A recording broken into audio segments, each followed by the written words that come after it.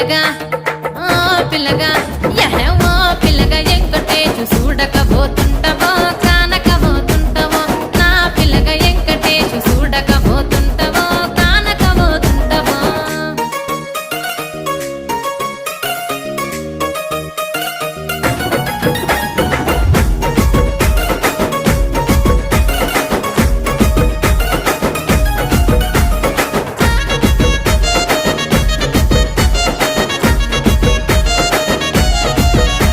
ఓయ్ కండ్లకు కాటుక వెడితే కన్యాకుమారిని నా